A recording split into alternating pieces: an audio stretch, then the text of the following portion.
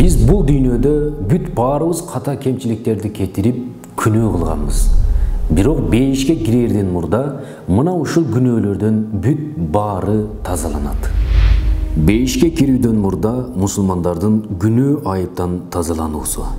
Момун мусулмандар кыл көпүрөдөн өткөндөн кийин бейиш менен тозоктун ортосундагы бир жайга топтолуп, күнөө айып кемчиликтерден тазаланышат.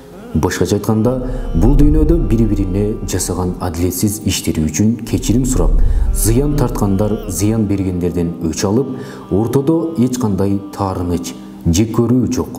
Баары бир адамдын жүрөгүндөй таза болгондон кийин анан бейишке кирет.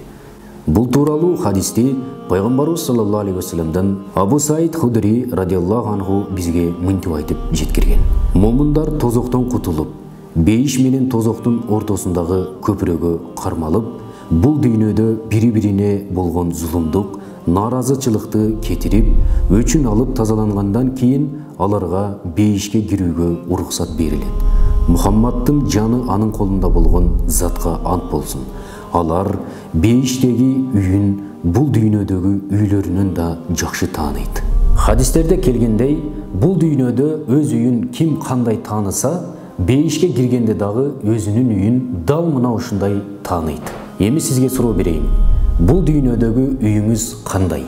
Жана акыреттеги үйүңүздү кантип куруп жатасыз? Мына ушул суроого сиз азыр жооп жазып көрүңүзчү.